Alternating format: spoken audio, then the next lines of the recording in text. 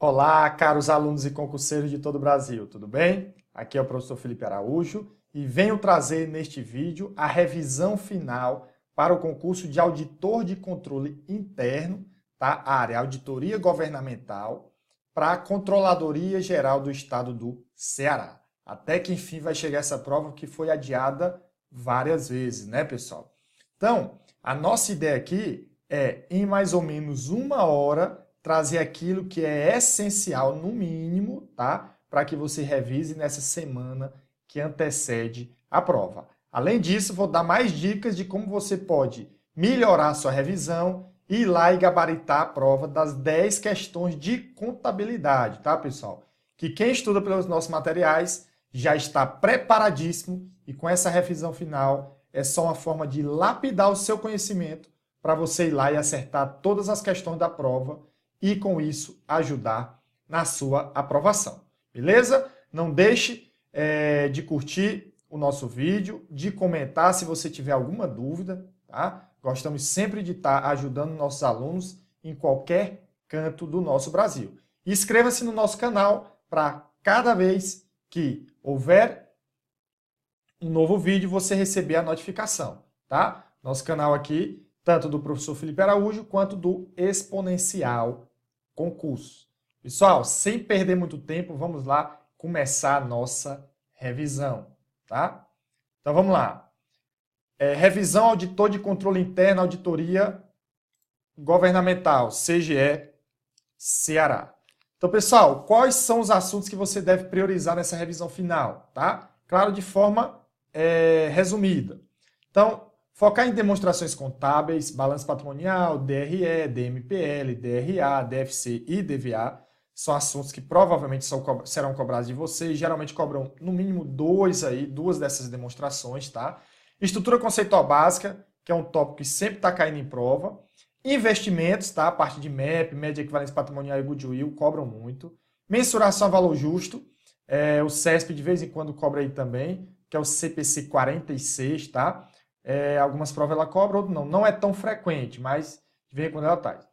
Demonstração consolidada, também é um tópico importante. Classificação de contas, pessoal, tá ligado aí? Balanço, patrimonial. Operações com mercadorias, né? É muito importante também, que aí tá um pouco ligado também à demonstração do resultado do exercício. Patrimônio líquido, reservas e dividendos obrigatórios, que são assuntos também que são interligados. Instrumentos financeiros, fatos contábeis e escrituração contábil. Depreciação, amortização e exaustão, ativo intangível, né? Teste de recuperabilidade, e aí entra também ativo imobilizado, alienação de ativos, que alienação é só eu pegar o resultado na venda, é o valor de venda menos o valor contábil. Isso tudo está ligado aí à depreciação também, porque você precisa fazer o cálculo e, em alguns casos também, o teste de recuperabilidade. Provisão, que trata lá no CPC 25, Lei 6.404 e as suas alterações, tá? Lei 11.638 e Lei 11.941, e a questão do ajuste a valor presente, tá ok? Pessoal, como nós temos aí uma hora, e eu acho que necessitaríamos de bem mais tempo, ok? Eu vou deixar para vocês um link no vídeo de um resumo teórico que eu fiz para a revisão da Polícia Federal e do Tribunal de Contas do Estado de Minas Gerais, tá? Parte 1. Nesse resumo eu fiz uma revisão teórica de vários pontos que podem ser cobrados de vocês. E vários de alunos já nos deram feedback, tá? De que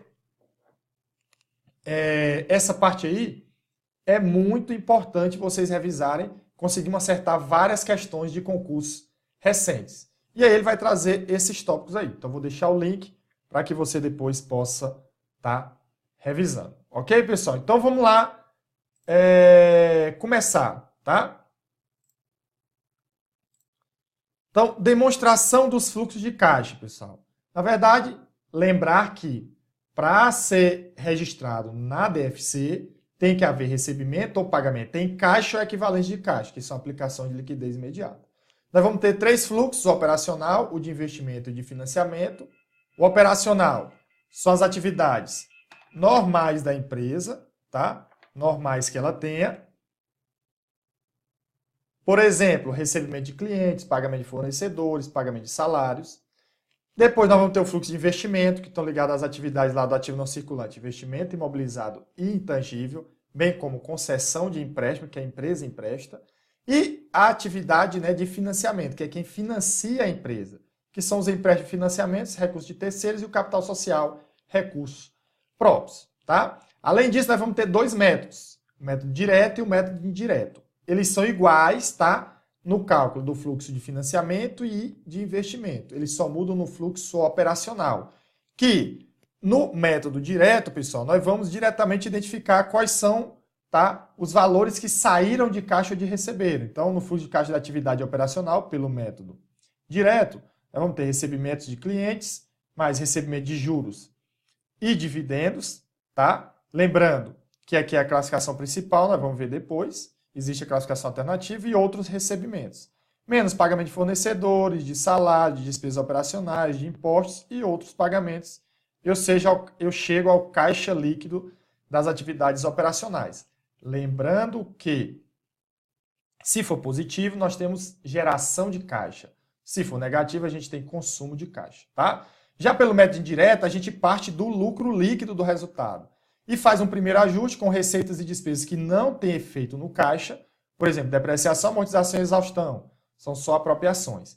E além disso, que não pertence às atividades operacionais, perda de equivalência patrimonial, ganho de equivalência patrimonial e prejuízo ou lucro na venda de bens do ativo, de bens ou direitos do ativo não circulante. Na verdade, perda, né, o ganho, pessoal, ele não tem efeito no caixa. E prejuízo ou lucro é porque eles vão para atividades de investimento junto com o valor contábil do bem. Aí depois a gente vai ter um lucro líquido ajustado, tá? Que a gente chegaria aqui a um lucro líquido ajustado.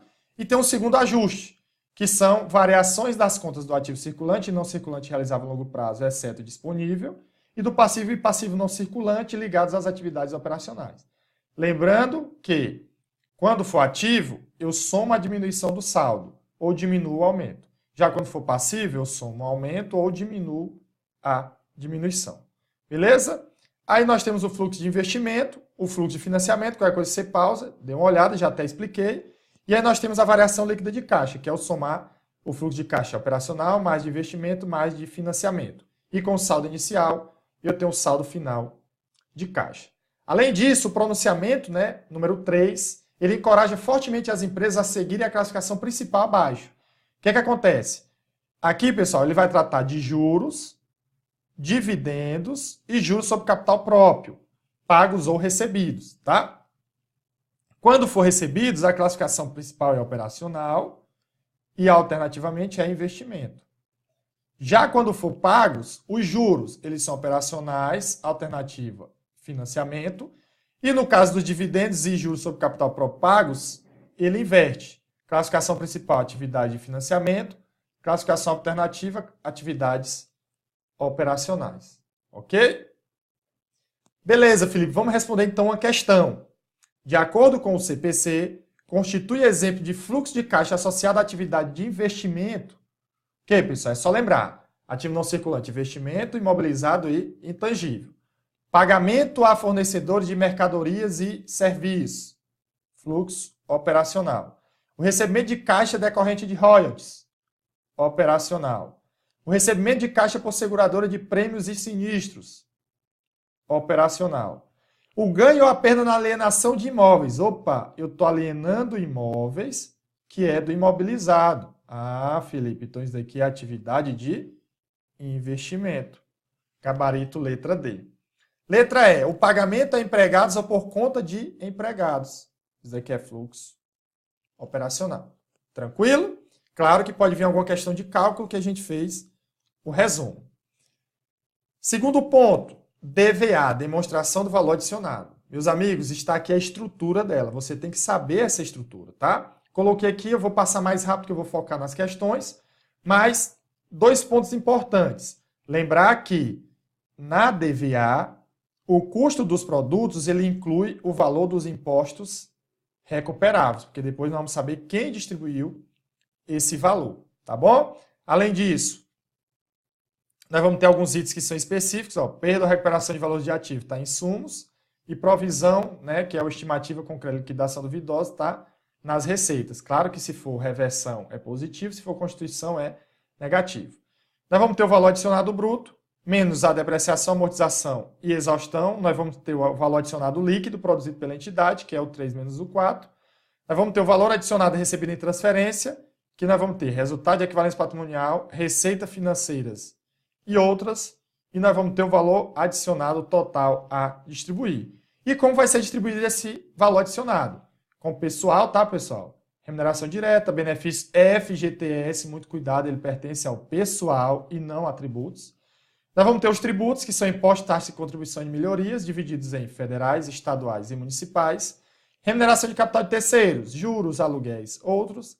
E remuneração de capital próprio, juros sobre capital próprio, dividendos, lucros retidos e participação dos não controladores. Ok? Então vamos lá para a questão, Felipe. Segunda, uma pequena indústria recebeu incentivos de um programa governamental de apoio à micro e pequena empresa, que ele permite não pagar impostos durante os primeiros 5 anos de atividades, desde que divulgue a demonstração do valor adicionado em cada exercício. Ok? Em 2012, essa indústria comprou insumos no valor de 200 mil, vamos marcando, insumos de 200 mil, vendeu toda a produção por 700 mil. Os gastos relativos aos salários foram de 130 mil, sendo que 60 mil é do pessoal de produção. A depreciação do período foi de 25 mil. Do lucro apurado, 50%, do lucro líquido, 50% foram retidos como reservas e 50% como distribuídos como dividendos. Nesta situação hipotética, considerando a demonstração do valor adicionado correspondente ao exercício de 2012, é correto afirmar o quê? Aí, letra A, ele diz, qual o valor adicionado distribuído pela entidade? Né? Ele diz que foi superior a 450 mil. E aqui, pessoal, a gente pode utilizar até a estrutura aqui, da DVA, tá? Então, quanto é que nós temos de receita? 700 mil, ok? Vou colocar aqui os valores para esse ano, tá? Então, vamos lá.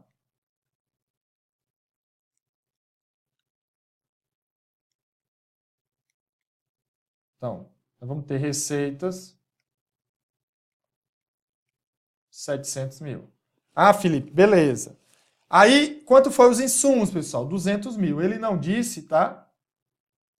Se teve imposto. Então, subentende que esse valor já inclui os impostos. E aí nós vamos ter o quê, Felipe? Depois, nós vamos ter, tá? Só ajustar aqui para encontrar a resposta.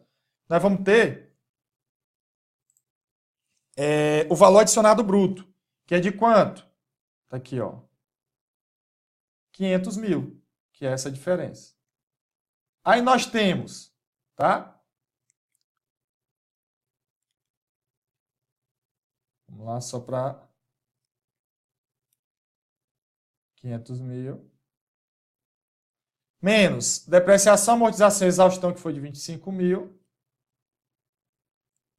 Nós vamos ter o valor adicionado líquido de 475. E aí, como não temos valor adicionado recebido em transferência, o valor adicionado total a distribuir é de 475, tá? Então, com isso, qual é o nosso gabarito? Ele disse que o valor adicionado distribuído pela indústria foi superior a 450 mil, pessoal. O valor adicionado total a distribuir foi de 475 mil. Então, está correto. Já poderíamos passar para a próxima questão. Calma, Felipe. Vamos analisar as demais alternativas. Então, ele diz, item B, a indústria distribuiu menos que 100 mil de valor adicionado para os acionistas, que é o valor de dividendos, né, pessoal? Então, a gente tem que encontrar o lucro desse período. Felipe, como é que eu acho o lucro? Vamos lá, pessoal. Ele teve receita, tá? De 700 mil, ok? E aí, vamos colocar as despesas. Aqui a gente não precisa nem estabelecer a estrutura da DRE, porque a gente tem que ser objetivo. Então, eu tenho 200 mil de ICMV, nós temos 25 mil de depreciação, temos mais o que, Felipe? Temos mais 130 mil de salários. Ah, beleza. Então, feito isso daqui, eu vou ter o lucro líquido de quanto? 500 mil, menos 130, 370, menos 25, 370. 45. Se dividendos foi 50%, pessoal, basta dividir por 2, né? Que vai dar 172.500. Então, quando eu pegar 345 mil dividido por 2, eu vou ter 172.500. Esse valor é menos que 100 mil, pessoal? Não, é mais. Então, está errado. Item C. O valor adicionado líquido distribuído aos empregados foi superior a 180? Não, pessoal, foi de 130, né? Então, é inferior, tá? A indústria adicionou o valor bruto de 700 mil? Não, a gente viu que o valor adicionado bruto foi de quanto, pessoal? Vamos lá. O valor adicionado bruto, ele foi de 500 mil, tá? As receitas que são de 700 mil. Então, está errado, ok? Na verdade, é 500 mil. E letra E, o valor líquido adicionado pela indústria no primeiro exercício foi superior a 700 mil. Valor líquido, vamos lá. Qual é o valor líquido, pessoal? Valor adicionado líquido pela indústria. Então, nós vimos aqui que o valor adicionado líquido ele foi de 475. Então, ele é inferior a 700 mil. Então, confirmamos com isso que o gabarito é a letra A. Beleza? Vamos para a próxima questão, pessoal. Todo mundo aí animado. Vamos lá com tudo para gabaritar a prova do seu concurso, tá bom? Força de vontade, atenção. Nós estamos aqui para ajudar você. Terceira questão. Ele diz, tabela para a próxima questão. Aí temos uma tabela. E ele diz, a tabela contém informações relativas às posições contábeis com valores em reais de determinada empresa em certo exercício social. Tendo como referência as informações da tabela e assuntos a ela correlatos, assinale a opção correta a respeito da demonstração do resultado do exercício. Então, ele quer saber o lucro antes do imposto, ele quer saber quais são os valores de outras receitas e outras despesas. Letra C. A demonstração apurada segundo a lei das sociedades por ações inicia-se com as vendas líquidas? Falso, pessoal. Lei das sociedades por ações inicia-se por as vendas brutas. Ok? Vendas líquidas é de acordo com o CPC 26. Então, aqui já está errado. E ele pergunta o lucro bruto e o lucro líquido. Então, nós vamos ter que fazer a estrutura da DRE, tá bom? Então, aqui, se vocês observarem, ele já começa aqui, ó, com as vendas líquidas, tá? Então, quando eu tenho vendas líquidas, ok? Que é positivo, menos CMV. Cadê o CMV? Que é custo das mercadorias vendidas, ó. Eu vou ter o quê, Felipe? Eu vou ter o lucro bruto. Então, vendas líquidas de 400 mil menos CMV, tá? De 200 mil. Eu vou ter aqui o lucro bruto. Ok? De 200 mil. Pronto, então já achei um valor. O lucro bruto é 200 mil? Desculpa, o lucro bruto é 200 mil. Ele disse na letra D que é 80 mil. Tá correto? Falso, pessoal. O valor é de 200 mil. Ok? Agora, vamos ver quais são as despesas, né? Ó, integralização de capital social, pessoal, isso é conta patrimonial. Na verdade, não vai impactar. Imposto sobre as vendas, ele vem, é uma dedução. Então, não impacta que a gente já começou com as vendas líquidas. Então, vamos ter aí as despesas, tá, pessoal? Que eu vou pegar aqui, ó, 15 mil mais menos 140 mil, mais lucro na venda de imobilizado de 30, contribuição, imposto de renda vem depois, aí mais receitas financeiras, menos despesas financeiras, dividendos pagos, não vem na DRE, menos despesas diversas, menos despesas com perdas em créditos de liquidação duvidosas, tá? Recebimento por imobilizado alienado, não é resultado, nem recebimento de clientes, nem pagamento por compra de imobilizados, nem desconto duplicado, nem pagamento de fornecedores, nem despesas pagas, nem aumento de saldo de empréstimo. Isso daí, na verdade, ele quis confundir vocês, tá? Relacionado com a DFC. Ah, Felipe, então nós vamos fazer aqui, nós vamos pegar menos, tá, pessoal? Então vamos colocar esses valores aqui, ó. Esse.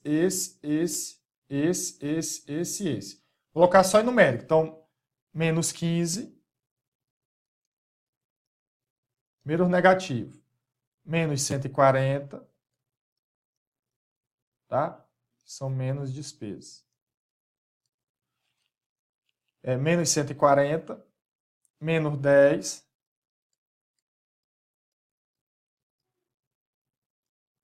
menos 6 e menos 10. E aí eu vou ter mais as receitas, tá? Então vamos ter mais 30 mil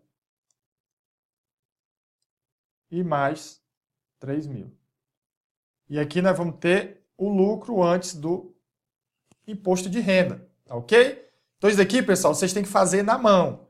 Então, ó, se a gente somar aqui, tá, ó, 200 mais 30 mais 3, dá 233. Beleza, Felipe. Agora vamos somar aqui, ó. 15 mais 140, 155, 165, 175, menos 181. Agora eu faço a diminuição, tá? 3 menos 1, 2. 13 menos 8, 5. E 2 menos 1, 1. Então nós vamos ter aqui 152 mil. E aí, menos, tá? Ó, o imposto de renda e a contribuição social, que eu vou colocar aqui só imposto de renda, de 13 mil.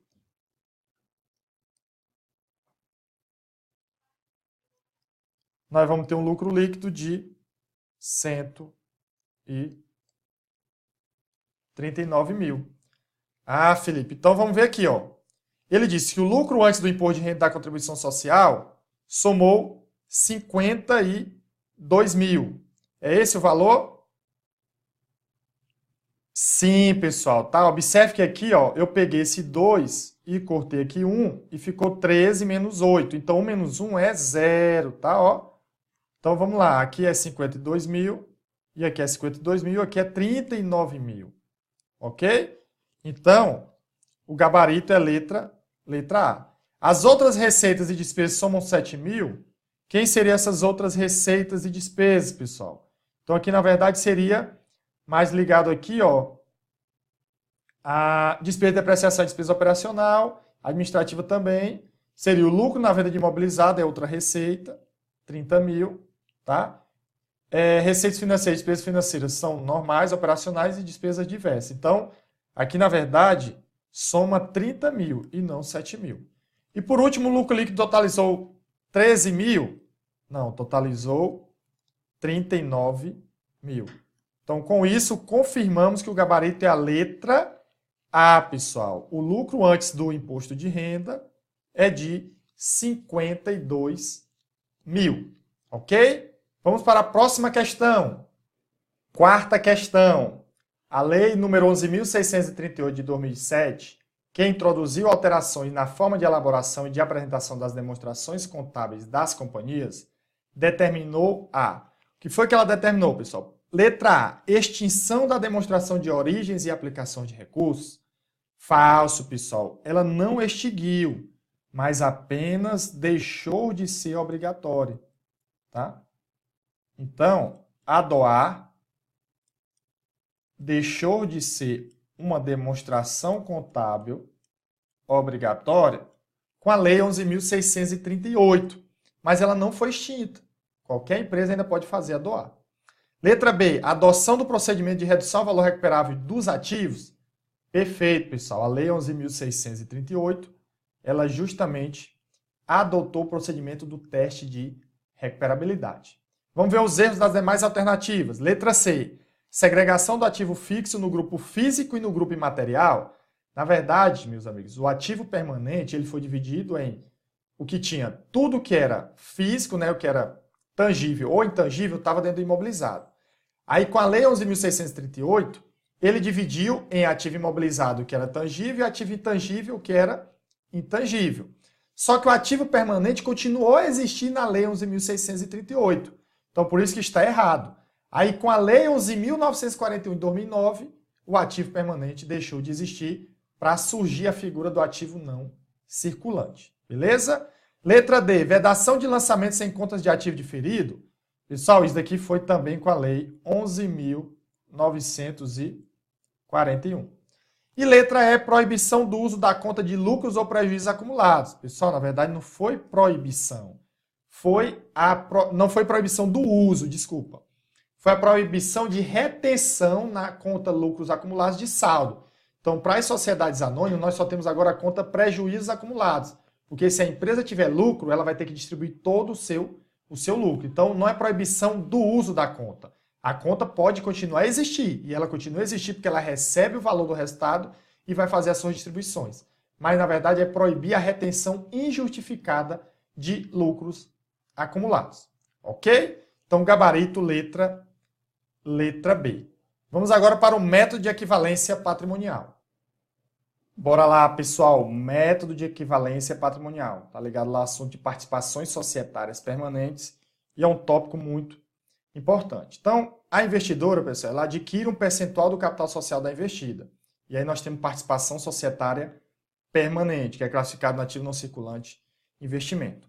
E aí, esse método, né, ele pode ser pelo método de custo, quando tem alguns fatores, ou pelo método de equivalência patrimonial, quando, por exemplo, tem 20% ou mais do capital votante, e assim por diante. Quando for pelo método de equivalência patrimonial, a investidora inicialmente registra, tá, no seu ativo um investimento em participações controladas ou coligadas pelo valor de custo.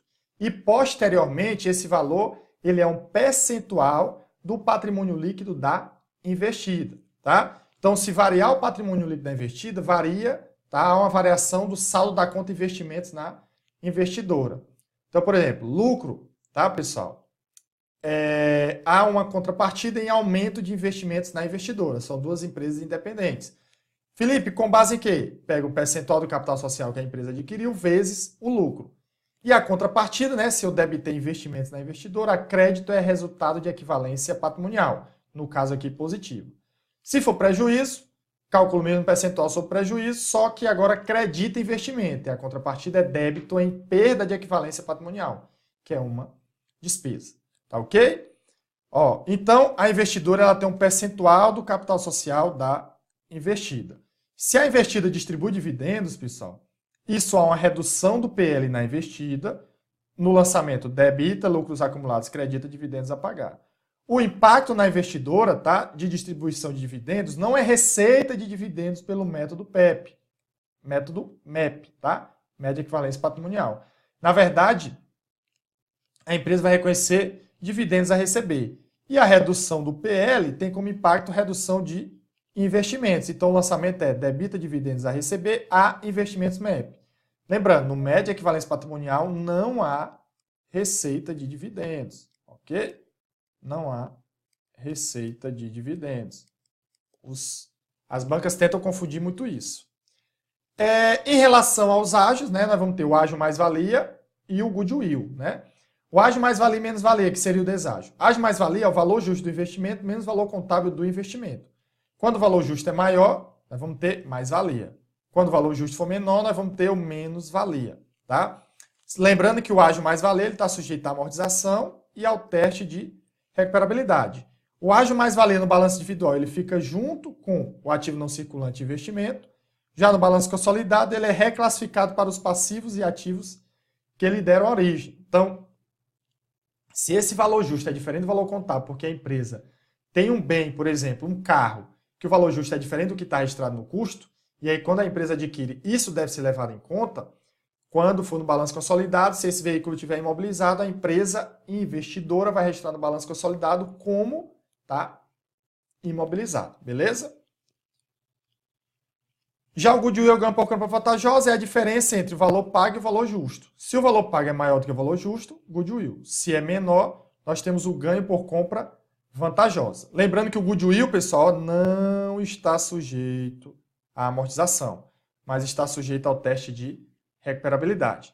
O goodwill, que é chamado de ágio pago por expectativa de rentabilidade futura, né? No balanço individual, ele também é ativo não circulante de investimento. Então, quando a empresa compra o investimento no balanço individual, ela vai registrar tanto ágio, mais-valia ou menos-valia, como goodwill, como ativo não circulante investimento, tá? E no balanço consolidado, ele vai ser classificado como intangível. Lembrando, pessoal, que ganho por compra vantajosa não vai para o balanço, porque é uma receita. Feito isso, vamos fazer uma questão, tá, pessoal? Então, quinta questão. Na avaliação e na contabilização de itens patrimoniais e de resultado de investimentos societários no país, assinale a alternativa correta. Letra A. Se um ágio fundamentado em rentabilidade futura, que é o goodwill, de uma coligada tiver sido reconhecido pela empresa investidora, o valor reconhecido deverá ser amortizado nas avaliações subsequentes? Falso, pessoal. O goodwill não é amortizado, tá? Mas ele está sujeito ao teste de recuperabilidade. Letra B. Os resultados decorrentes de transações descendentes, ou seja, quando a controladora vende para a controlada, devem ser reconhecidos nas demonstrações contábeis individuais da controladora enquanto os ativos transacionados estiverem no balanço de adquirente pertencente ao mesmo grupo. Pessoal, se ainda estiver no balanço, não devem ser reconhecidos, ok? Então, está errado também. Letra C. Os potenciais direitos de voto prontamente exercíveis não devem ser considerados para avaliar se a entidade possui ou não influência significativa ao controle? Errado, pessoal. Devem ser levados em conta, tá ok? Letra D. O investimento em coligado avaliado pelo médio de equivalência patrimonial, no balanço individual da controladora, deve ser inicialmente reconhecido pelo custo? Verdadeiro, pessoal. Cuidado para não confundir. Ele é avaliado pelo método de equivalência patrimonial. Só que inicialmente ele registra o custo e posteriormente ele vai fazer essa equivalência patrimonial do seu investimento com base no patrimônio líquido da investida. Gabarito letra D, pessoal. Letra E. Se o investidor mantiver 10% ou mais do poder de voto da investida, presume-se que ele terá influência significativa, a menos que possa ser claramente demonstrado o contrário? É 20% ou mais, tá? Lembrando que essa influência significativa, né? Essa presunção, desculpa, é relativa, porque admite provas em contrário. Então, gabarito letra D. Sexta questão, pessoal. Ele me dá uma tabela e pergunta, de acordo com os dados mostrados na tabela, tá? O montante de variação de outros resultados abrangentes em reais é de... Então, pessoal, nós sabemos que temos lá a demonstração do resultado abrangente. Felipe, como é que eu acho o resultado abrangente do período? Eu começo com o lucro, o resultado do período, tá? Então, vamos lá. Eu começo com o resultado do período, que vem lá da DRE, mais outros resultados abrangentes, e aí eu vou ter o resultado abrangente do período, ok? Então, aqui no caso da questão, pessoal, muito cuidado, eu só quero os outros resultados abrangentes, que são receitas e despesas que não vêm no resultado, porque já está aqui, e que impactam o patrimônio líquido, mas não são decorrentes de transações com os sócios, como, por exemplo, reserva de capital. Então, vamos lá, pessoal. Esses saldos iniciais, ó, ele tinha um saldo inicial aí de outros resultados abrangentes de 3 mil. Beleza, mas eu quero as movimentações, tá?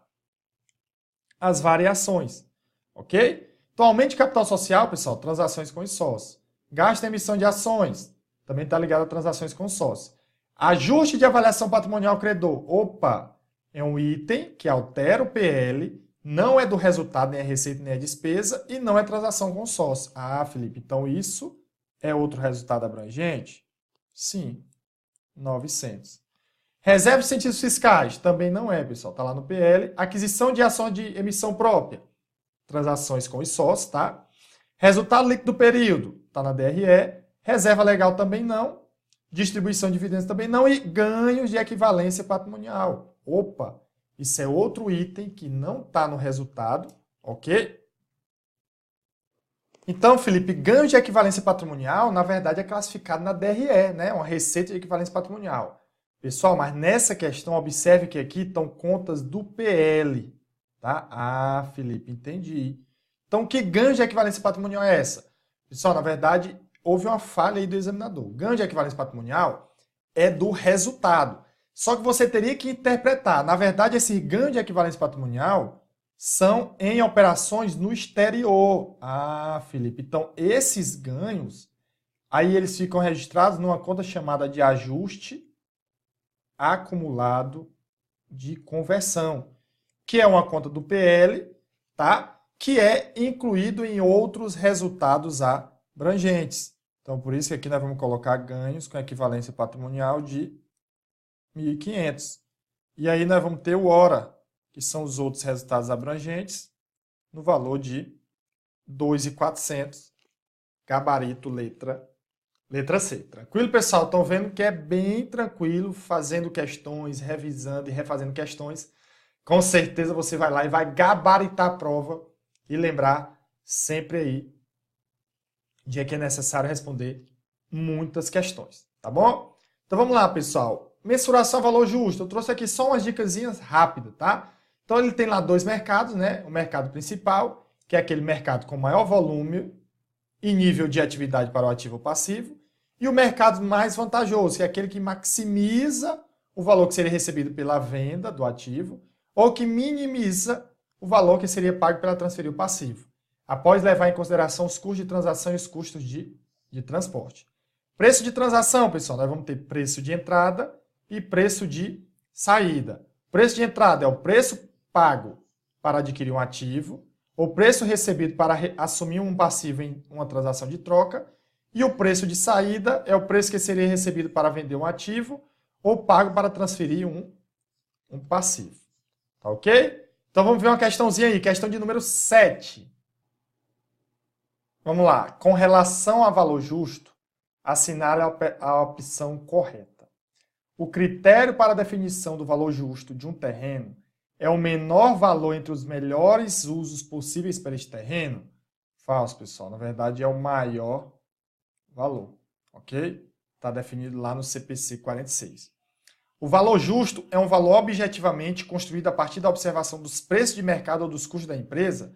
Falso, pessoal. O valor justo de um bem, né? Na verdade, o valor justo é o preço que seria recebido pela venda de um ativo ou que seria pago pela transferência de um passivo, né? Ou seja, é o preço que seria recebido pela venda de um ativo ou o preço que seria pago pela transferência de um passivo em uma transação não forçada entre participantes do mercado. Então, esse não é o conceito. Letra C. O valor justo de um ativo com custo contábil de 100 e sujeito a gasto de comercialização de 5 é, em função disso, 95. Acabamos de ver o conceito de valor justo, pessoal. É o preço que seria recebido pela venda de um ativo ou que seria pago pela transferência de um passivo em uma transação não forçada. Então, não tem a questão de custo, tá? Na verdade, é o preço de venda ou pago para a transferência de um ativo. Então, está errado. Ok? Letra D. Modelo de precificação de opções de Black, Scholes, Merton busca determinar o valor justo de uma opção por meio de uma abordagem de custos. De custo, né? Meus amigos, isso é uma questão que é até engraçado para a gente rir, tá, pessoal? Ela foi bem específica nisso daqui. Na verdade, o CPC 46 ele traz 3 tipos de abordagem: abordagem de custo, abordagem de mercado e abordagem de receita. E essa opção aqui, esse modelo de precificação, Black, Scholes, Merton, na verdade traz uma abordagem de receita, tá? Aí é questão mais de memorização mesmo. E letra E, pela abordagem de mercado, o preço de cotação de um ativo é o seu valor justo. Exatamente, pessoal. Gabarito, letra E. Ok? 8ª questão. Temos aí, pessoal, várias contas, tá? Ele diz, considerando que a tabela precedente mostra as contas que compõem o balanço patrimonial de uma determinada sociedade empresarial, assinale a opção correta. Ele quer saber contas do grupo ativo realizável a longo prazo, tá? Patrimônio líquido, ativo circulante, investimento e passivo circulante. Vamos classificar cada conta. Então, participação societária em empresas controladas. É ativo, não circulante, investimentos. Marcas e patentes. Ativo, não circulante, intangível. Banco conta movimento. Ativo, circulante. Empréstimos a sócio. Ativo não circulante, realizável a longo prazo. Tá? Aquela questão da prática usual. Capital social, PL. Depreciação acumulada, retificadora do ativo não circulante e imobilizado. Estoque de mercadoria mantido para venda, ativo circulante. Fornecedores, passivo circulante. Veículos, ativo não circulante, imobilizado. Ações de tesouraria, retificadora do PL. Propriedades para investimentos avaliado pelo valor justo, ativo não circulante, investimento. Participação societária em empresas coligadas, tá? Ativo não circulante, investimento. Empréstimo de longo prazo, passivo não circulante.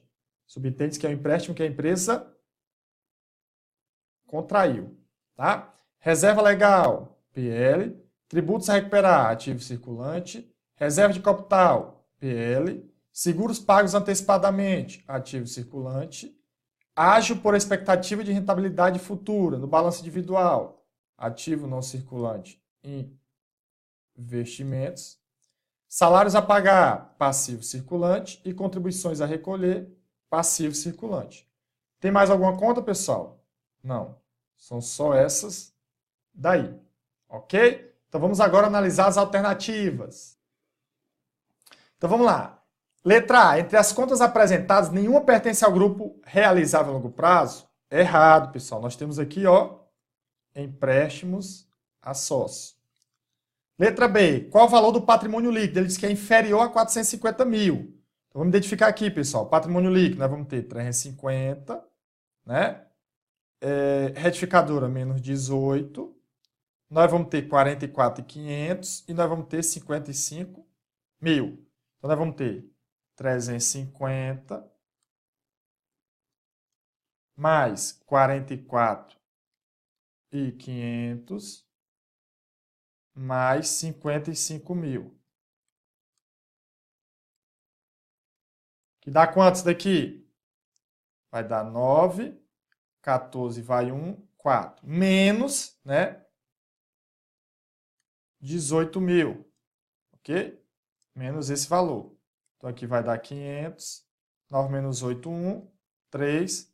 431 e 500. E ele diz, o patrimônio líquido da entidade é inferior a 450 mil? Verdadeiro, pessoal. Ativo circulante, vamos lá. Quais são os valores do ativo circulante? Vamos pegando aqui, ó. 7.500. Nós vamos ter 60 mil, tá? Quem mais? Nós vamos ter mais 20 mil, ok? E mais 8 mil. Beleza? Então vamos aqui, pessoal. Vamos somar 7.500 mais 60 mais 20 mais 8. Então, ativo circulante, 7.500 mais 60, não é isso? Mais 20 mais 8. Que aqui vai dar quanto? 95 e 500. Ele diz que é de 135, então está errado. Grupo investimento, pessoal. Ó, investimento nós vamos ter aqui, ó, participação em controladas, tá? Quem mais? Vamos ver aqui. Vamos ter propriedades a valor justo, coligadas e o goodwill. Então, vamos fazer aqui, vamos ter 230 mais 250 mais 75 mais 50. Então, ativo não circulante, investimentos, tá? Nós vamos ter 230 mais 75 mais 50 mais 250. Ok? Então, fazendo isso daí, nós vamos ter 5 mil aqui. 10, 20, fica o 0, vai o 2. 605 mil. E ele está dizendo que é 650. Está errado. E por último, o passivo circulante, pessoal. Que é o quê? Vamos lá. Passivo circulante, eu vou ter fornecedores, 133, mais 150 mais 65. Não é isso? Então, nós vamos ter 133 mais 50 mais 65. Então, passivo circulante, nós vamos ter 133 mais 150 mais 65. Que aí, somando isso daqui, vai dar quanto? 8. Tá? 3 mais 5, 8 e 6, 14. Fica o 4 e vai 1. 348. E aqui ele diz que é superior. Na verdade, é inferior. Tá? E aqui ele diz que é superior a 650. Na verdade, também é inferior. Com isso, nós confirmamos que o nosso gabarito é a letra B. Beleza, pessoal? Vamos lá, pessoal, nona questão, tá? De acordo com a NBC-TG Estrutura Conceitual, assinale a opção correta acerca das características qualitativas da informação contábil. Letra A. A informação contábil é relevante se privilegia a essência contábil sobre a forma legal? Falso, pessoal. Uma informação contábil é relevante quando ela é capaz de influenciar nas decisões tomadas pelas pessoas, tá? Então, quando ela é relevante, é uma decisão capaz de influenciar na tomada de decisões. Letra B. Uma informação contábil possui os atributos de melhoria se pode ser utilizado por todos os usuários da informação, não pode garantir que será utilizado por todas as pessoas. Na verdade, pode garantir que é melhor essa informação, tá? Que essa informação ela pode ser melhorada, tá? Com os atributos da melhoria, que seriam as características qualitativas de melhoria. Tempestividade, verificabilidade, comparabilidade e compreensibilidade. Então, se pode ser utilizado por todos os usuários, não tem como garantir. Letra C. A informação contábil relevante pode ser capaz de fazer diferença na tomada de decisões pelos usuários, que eu falei da letra A. Mesmo que eles não a levem em consideração, verdadeiro. A informação está lá. Se ele não levou em consideração, não tem nada a ver de aquela informação não fazer diferença. Então, letra C. A representação fidedigna determina que uma informação contábil deve ser passível de comparação com outras demonstrações contábeis. Na verdade, não é representação fidedigna, é a comparabilidade.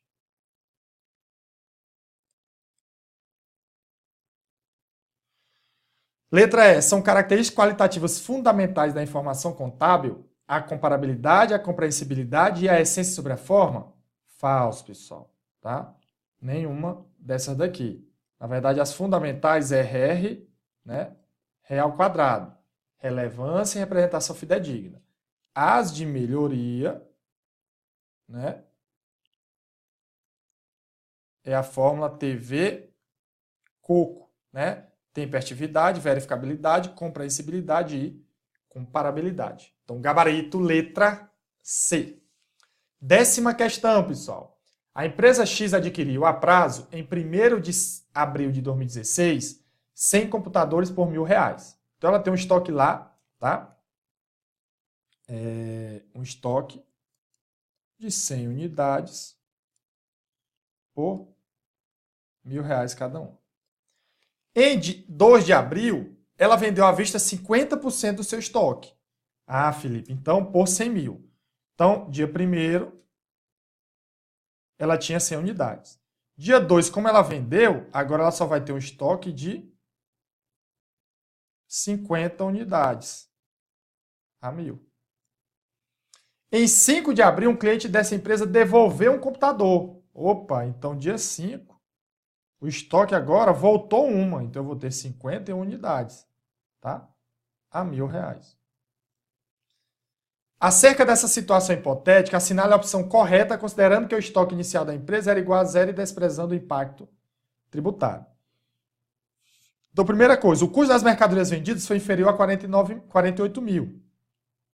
Pessoal, se ele tinha 100, vendeu 50, mas uma foi devolvida, ele ficou com estoque de 51, então ele vendeu 49. Ah, Felipe, então quanto é o CMV? É 49 vezes o preço de custo e não de venda. Ah, então o CMV é 49 mil. É inferior a 48? Falso, superior. O estoque final em 30 de abril de 2016 era superior a 50 mil? Só multiplicar, pessoal. 51 vezes 1.000, 51 mil. Ah, é superior, Felipe. Então, gabarito letra B. Na demonstração de resultado do período, o valor da receita líquida será inferior a 50 mil? Vamos lá. Quem é a receita bruta? Vamos lá. A receita bruta de vendas, pessoal, foi 100 mil. Ah, Felipe, ele vendeu tudo por 100 mil. Só que não houve uma devolução? Ah, houve uma devolução. Nós vamos ter um lançamento de devolução de venda. Tá? Como foi à vista? Volta o dinheiro para a empresa. Caixa. No valor de quanto? O valor de venda, pessoal, foi 100 mil para 50 unidades. 100 mil dividido por 50 dá 2 mil. Ah, entendi. Então, 2 mil. Então, aqui eu vou ter menos devoluções de 2 mil. Quanto é a receita líquida de vendas? É 98 mil. Então, ela é superior a 50 mil. Cuidado para não confundir com o lucro bruto. Ele pediu a receita líquida. Letra D. Se as referidas transações foram as únicas que a empresa X teve no período em questão, então o lucro líquido dessa empresa foi superior ao lucro bruto? Vamos lá, pessoal. Receita líquida foi de 98. Ah, Felipe, receita líquida de vendas, 98.